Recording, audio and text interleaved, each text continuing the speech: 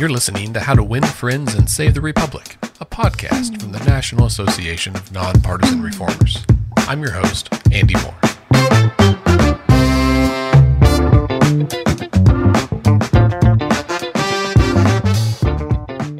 My guest today is Benjamin Singer.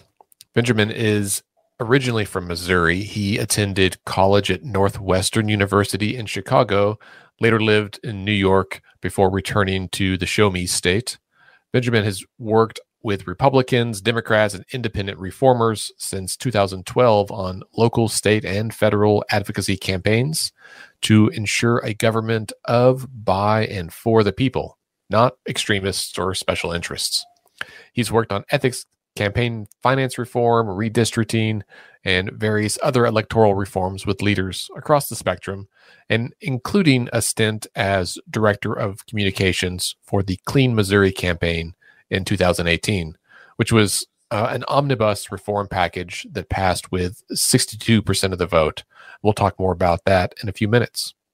Benjamin's been featured on TV, radio, and newspaper outlets across the nation, so you may have seen him or recognize his voice. In 2020, he helped found a nonpartisan advocacy organization called Show Me Integrity, where he now serves as the CEO. They are working on some important campaigns right now, and in fact had one last year, Proposition D for Democracy, in the city of St. Louis, which adopted open primaries using approval voting. It also passed with 62% of the vote. As we'll discuss in a few minutes, Show Me Integrity is working on a campaign for redistricting and ethics reform in St. Louis. Welcome to the show, Benjamin Singer. Andy, thank you so much for having us. So good to see you, my friend. Now, let's, as we do with all of our guests, let's start at the beginning and find out your origin story, right? So did you grow up in St. Louis, or was it somewhere else in Missouri? Well, they didn't find me in a cornfield in Iowa. So yes, I grew up in St. Louis County in Chesterfield. And, you know, it was a middle upper class suburb where I was. And, you know, every time we would go downtown to the city or, you know, other places, I would see people, you know, begging on the street or struggling to survive. And that touched me as a kid and had some later impacts on my life and the things I chose to do. Sure. Yeah. Growing up, was politics discussed in your home? Were your parents particularly political? It was not a particularly political house in the way that probably a lot of other people might have experienced. You know, we weren't dedicated Democrats or Republicans. I definitely learned to read the newspaper on a regular basis. We got the daily newspaper, as a lot of people, more people did back then, in print. And I think that was a good experience. And my mom would occasionally take me to protests. I'd say my parents definitely inculcated a strong distrust of authority. In me might have been the political part. I think my mom normally voted Libertarian. She had been the president of her college, Republicans, but we were not loyal partisans for sure. Sure.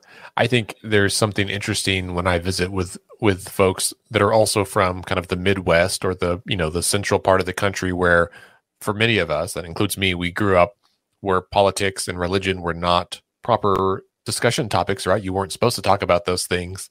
And I think I relate to you that, you know, my parents have shared stories about their younger years when maybe they were more overtly political. But for most of my life, that was just not a thing, right? Like I knew that they voted, but it was not discussed in our home. So you graduated high school, went on to Northwestern University in Chicago, and you studied not only political science, but also radio, TV, and film.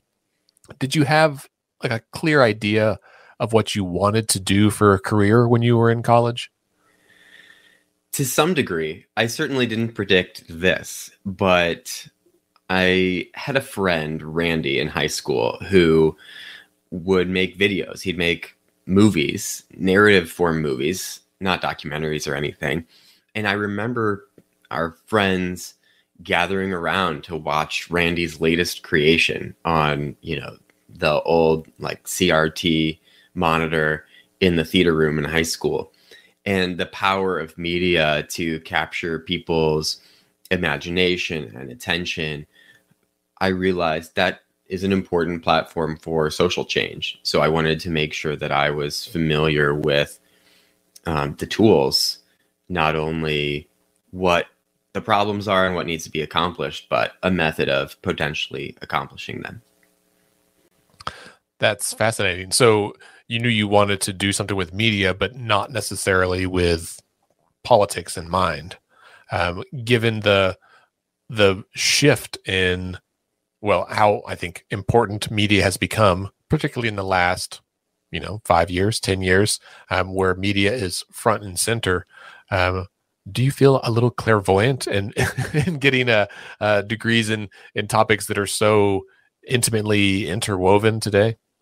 I wouldn't give myself that much credit, but I appreciate you trying to lob a very generous softball my way. This was in the mid 2000s, I would say. I'm 33. So at that time, I think Michael Moore was already kind of a phenomenon. And, I felt his tactics were, a little heavy handed and, obviously extreme. But I think it was already clear that politics and media were a potent combination. Now, I have had issues with politics for a long time. I hate politics, which is why I want to fix it. But I care about people and I care about building a better world. And that's why I do reform, because at some point I saw everything I cared about going backwards. Not only were we not moving forwards, but things were getting worse. And that's when I had to dive in and not just get involved in a broken system, but get involved to reform a broken system. Yeah, that is a sentiment that I'm certain many of our listeners can relate.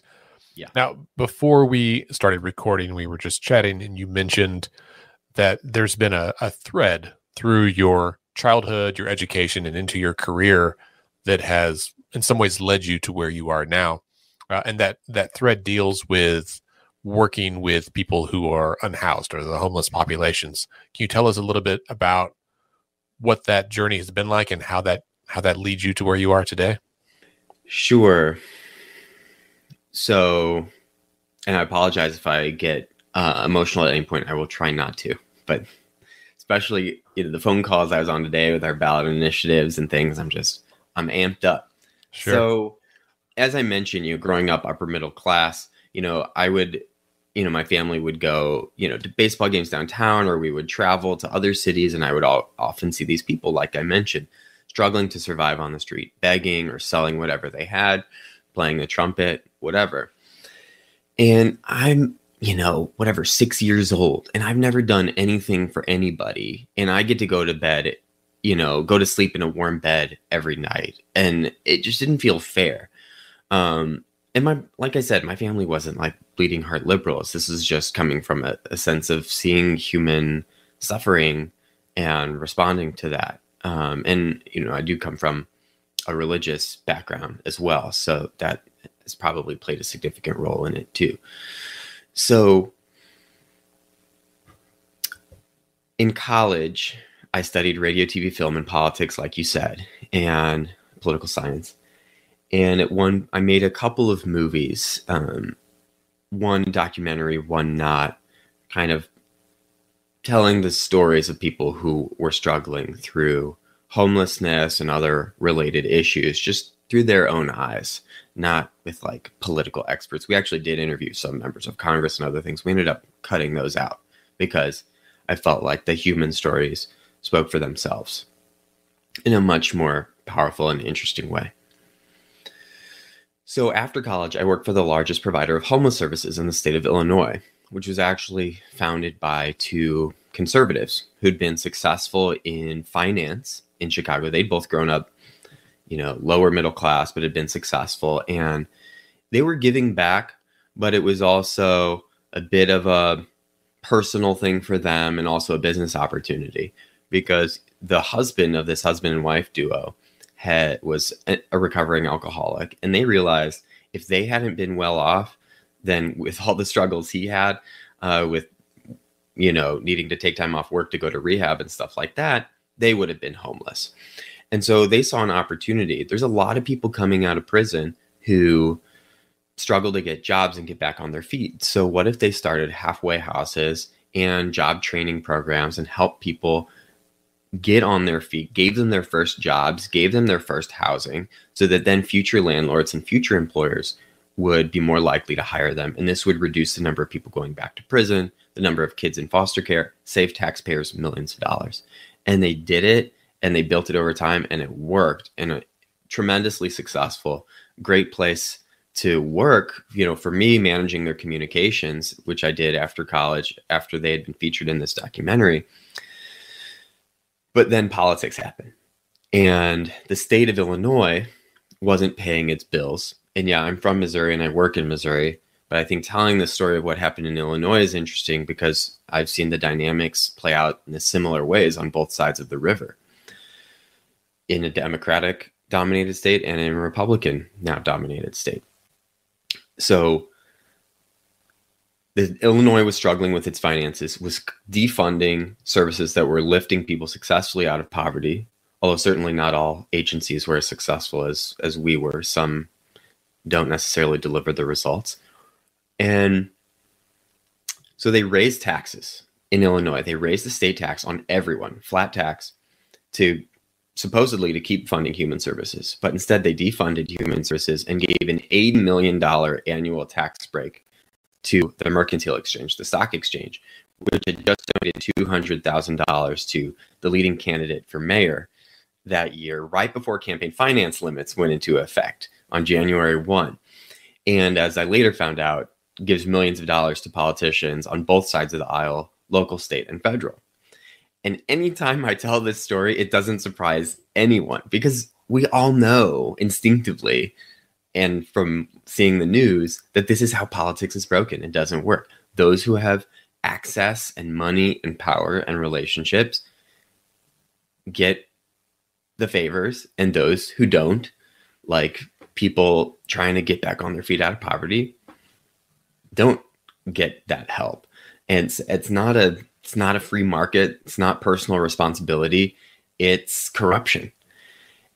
So, and like I said, I was working for conservative leaders. So that's part of why I tell this story. We're, conservatives in a blue state trying to fight to help people get out of poverty and out of homelessness and out of the criminal justice system, and running into the corruption of our political system. And same thing happens in any state that you're in, but it certainly helped and decreased in places that have effective campaign finance reform.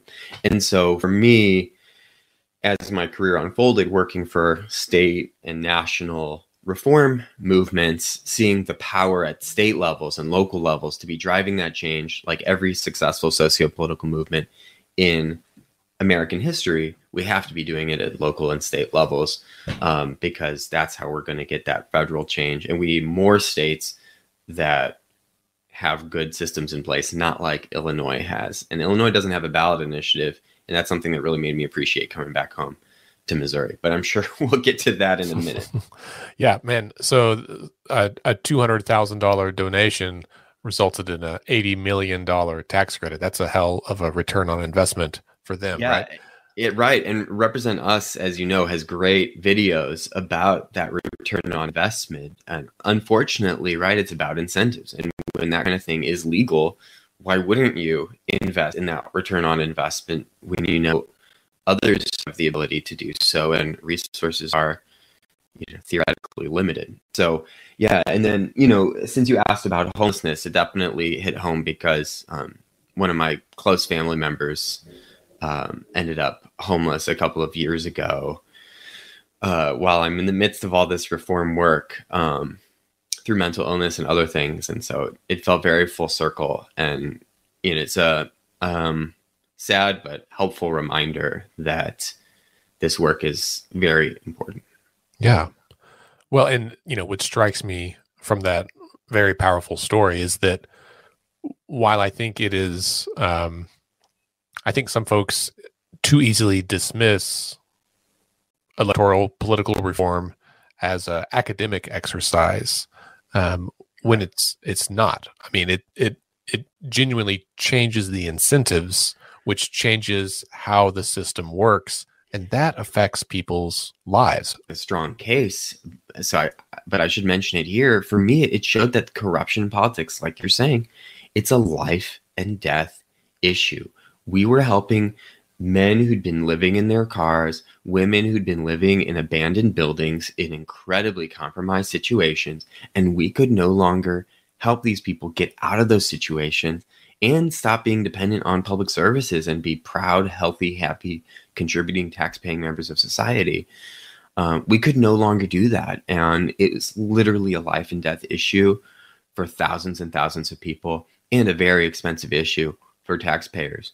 So no matter what way you look at it, it's really affecting people's lives in the deepest possible way. Yeah. Yeah. Well, it is no surprise then, given your history, that you have worked in organizations with words in their names like common, clean, and integrity, right? The opposite of maybe the experience you had then. And so I'd like to talk a little bit about what your experience has been that led you to where you are.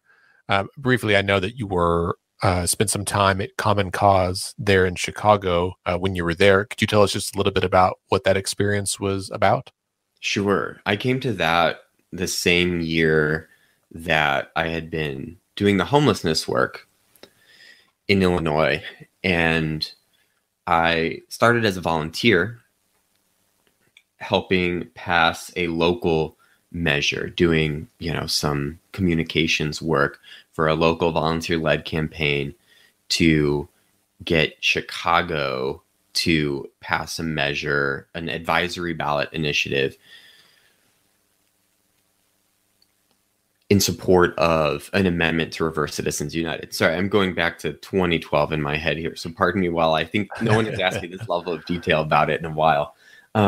So I started as a volunteer, but I knew it was what I wanted to do after having tried to stay away from politics, but seeing how everything I cared about was going backwards, including, homelessness and poverty, and wanting to do something about it. So I raised the money for Common Cause to hire me to help manage a statewide campaign. Again, passing a resolution statewide calling for a constitutional amendment, making Illinois the 15th state, I believe we were, to call for an amendment reversing Citizens United versus FEC. Because at that moment in time, people were starting to talk about money in politics and campaign finance reform a lot more right after the Citizens United decision. So campaign finance reform, obviously, like many people, was something I'd thought about theoretically, kind of like you said, academic exercise. Like, yeah, that would be nice. That's definitely an ideal world. Less corruption, more integrity. But this was an opportunity where it's in the headlines. People are talking about it. And I've just seen the effects that it has on people as a life and death issue. This is my moment to get involved and actually help do something. So it was a beautiful experience as the first political or grassroots effort that I led, because we had these volunteers all over the state, fired up and ready to go post Citizens United. And it was bipartisan. I wanted to make sure if we're going to be successful across the country, this needs to be a cross-partisan effort. So we targeted legislators on both sides of the aisle with phone banking, inviting them to speak at rallies, going and meeting with them in their offices.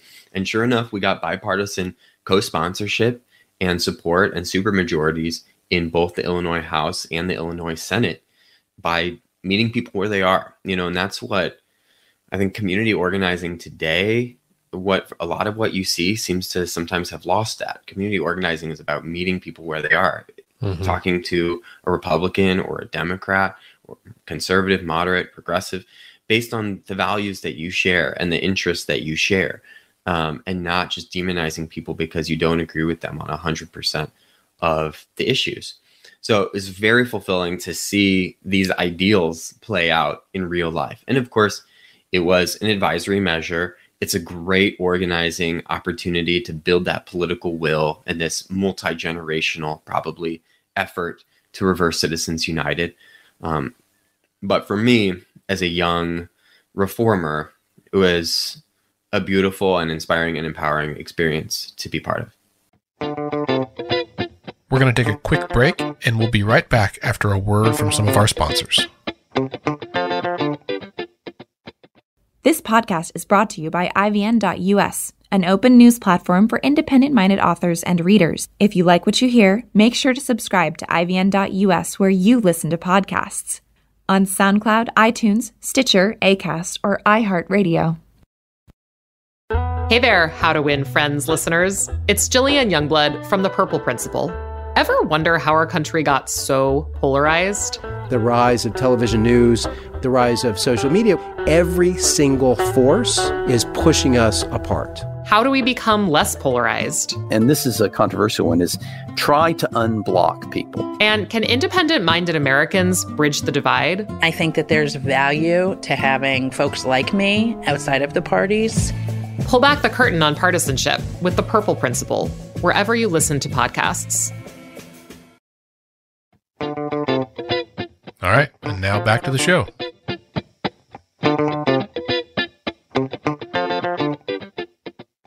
Let's talk about Clean Missouri for a little bit.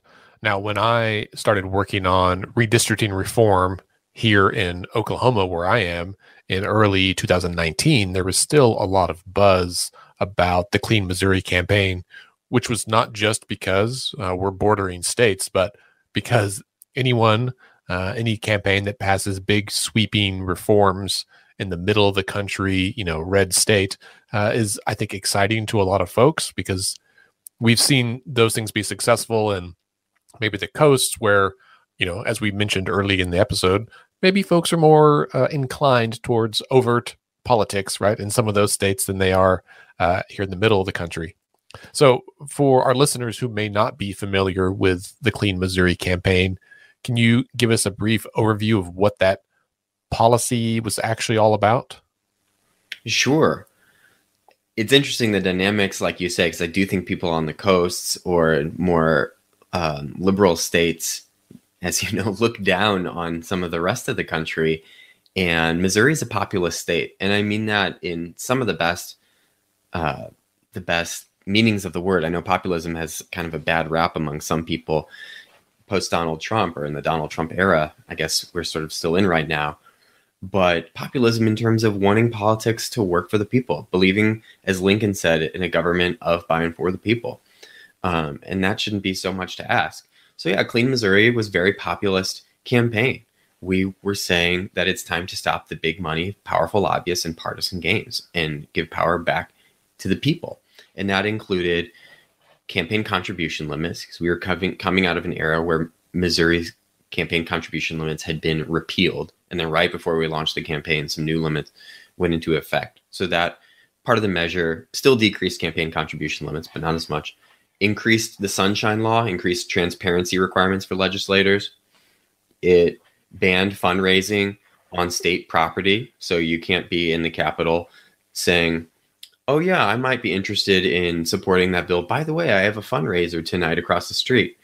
No more.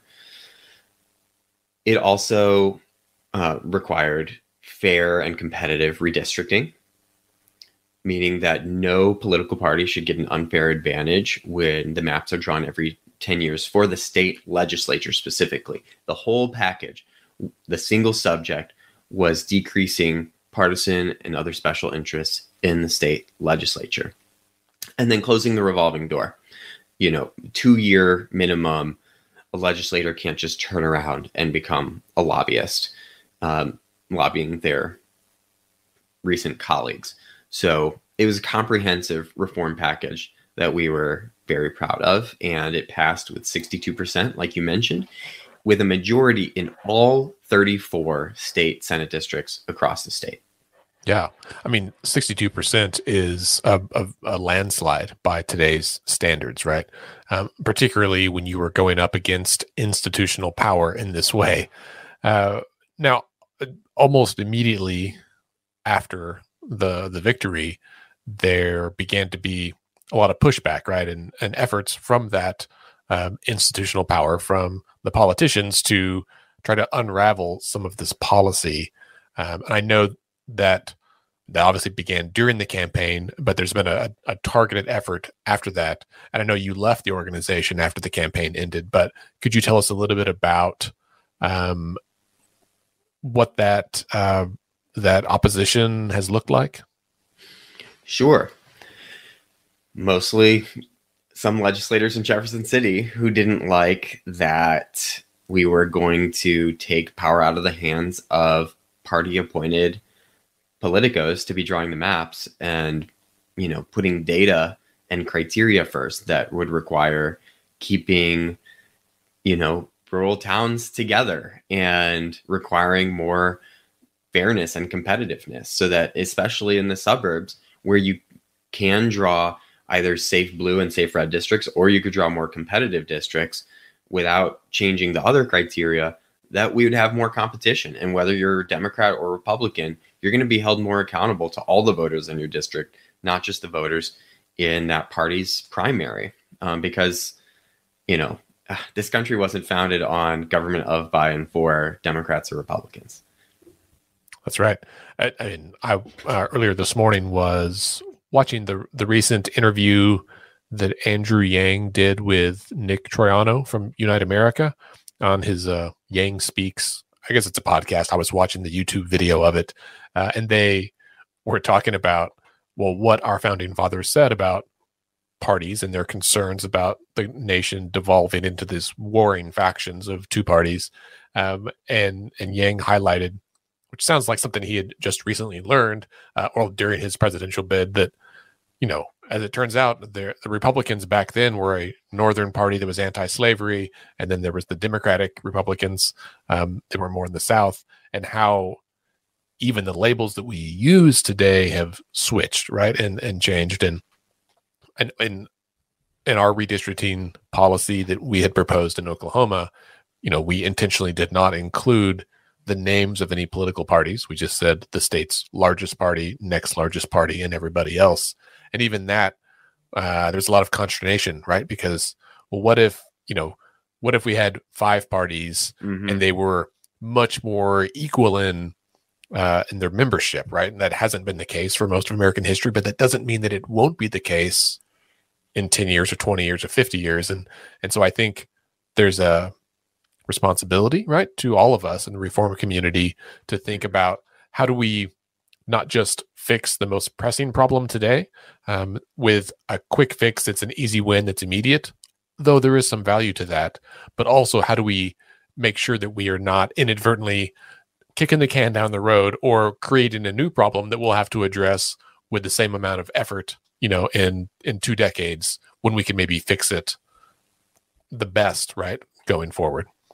Right. And that's definitely a challenge we face in Missouri too. And, we're idealists and we're also pragmatists at Show Me Integrity. So, and we know there's a huge range of reform options out there, some that are achievable now and some that might, take a little bit more time to organize and educate and fundraise for.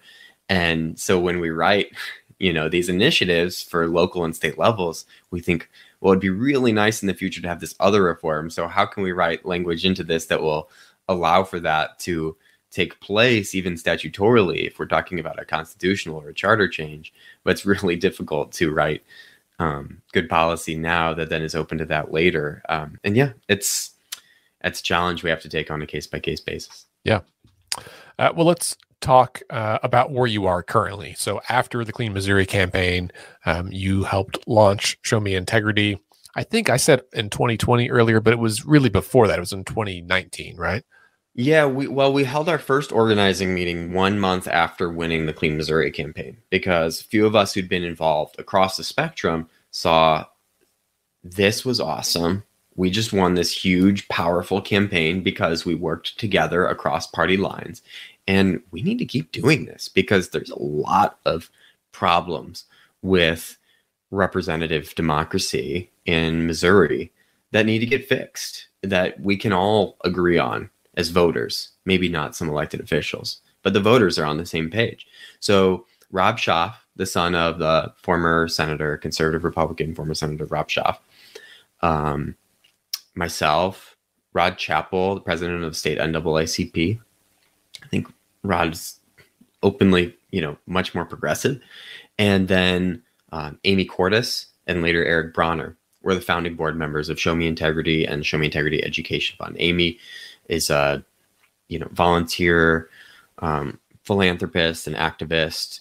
And then Eric is a military veteran and a proud independent and the co-founder now, or the founder of Veterans for Political Innovation. So wonderful group, people across the spectrum coming together wholeheartedly with integrity and love for our shared mission of Lincoln's vision of government of, by, and for the people. Yeah, that's funny. I actually have a meeting scheduled with Eric next week, and we will have him hopefully on a future episode of this podcast to talk about his new organization that is focused on uniting veterans for political reform. That's great. So Eric's wonderful. Yeah, that's what I've heard. I'm excited about it myself. So what we mentioned earlier that you guys had won a reform last year in 2020 for some reforms there in St. Louis. Can you tell us a little bit about what you are focused on currently? Absolutely. So we have another measure on the ballot for next year for redistricting and ethics reform locally in the city of St. Louis. And it's a comprehensive conflict of interest reform package, which is very popular. We're polling at 80%. So anything that's a conflict of interest at the Board of Aldermen, we are banning. And the Board of Aldermen is what we call our local city council. It's a city charter from another era. So, which is part of the problem. So it will not allow aldermen to vote or to take or prevent official action if they have a personal or financial conflict of interest or if a close family member of theirs does. So they'll have to recuse themselves from any measure and not, like I said, take or prevent official action. That also translates to redistricting. Currently, they draw their own ward lines. And that didn't feel right, especially because the number of wards in St. Louis is set to go down from a previous initiative or referendum, down from 28 wards to 14 wards. And so it's a recipe for playing a lot of political games when you're totally redoing the map and the people who are doing it are in charge of the board and able to pick who their colleagues are going to be and who's going to be able to more easily get reelected. And they're breaking up neighborhoods. As one of our allies, Alderwoman Christine Ingracia, who actually had introduced this redistricting bill that the redistricting portion of this was based on, her ward represents parts of 9 neighborhoods, but none of them in their entirety. So that makes it harder for neighborhoods to advocate for their needs in City Hall and makes it harder for all, well-meaning alderpersons to actually advocate for those needs because you're always having to navigate with multiple elected officials and multiple neighborhood organizations. And there's no need for it. In a city the size of St. Louis, where you're talking about 28 or 14 wards and 77 or a larger number of neighborhoods, there's no need to be dividing up neighborhoods that way. So we put together a measure that's very popular, and it will also prevent the Board of Aldermen from unilaterally repealing the measure that we passed last year, the approval voting and runoff measure, because that's also a conflict of interest, to be overriding the will of the people on something having to do with how you are elected. That's also not right. And so, as you can see, it's a pretty common sense initiative. That's why we're polling at 80%. It's popular all across the city, across political lines, racial lines, geographic lines. So we're very proud of it and excited to go win another campaign for the people. Yeah, that's really exciting. Benjamin, if listeners are interested in learning more about Show Me Integrity and about your campaign, or getting involved, or even, perhaps supporting the organization, throwing a few nickels your way, what's the best way to get a hold of you all? Absolutely. We are at showmeintegrity.org. And you can follow us on Facebook, Twitter, or Instagram by searching for Show Me Integrity. We're bringing on new communications staff soon. So we'll be we're very proud of the content we have out there already, and there will be more soon as well. I should also mention we're exploring some other campaigns, including honest elections, a voucher system at other levels of government, as well as more voting reform, more approval voting, ranked choice voting, nonpartisan elections, runoffs, to try to make government work for the people. And we're exploring these things at all levels of government because, as you know, our Constitution gives our state, our federal Constitution gives states the ability to decide how we run our elections and how we elect our people, including our federal officials. So we're very excited for what the future holds, and we invite everyone to get involved with us at showmeintegrity.org. Excellent. Thanks so much. Benjamin, it's been great visiting with you today. Thank you for being here. Thank you so much for having me, Andy. My guest today has been Benjamin Singer with Show Me Integrity. As he said, you can learn more about the organization and how to support them at showmeintegrity.org. Thanks for listening to How to Win Friends and Save the Republic. This podcast is a program of the National Association of Nonpartisan Reformers. For more information about our organization and how you can join, please visit our website at nonpartisanreformers.org.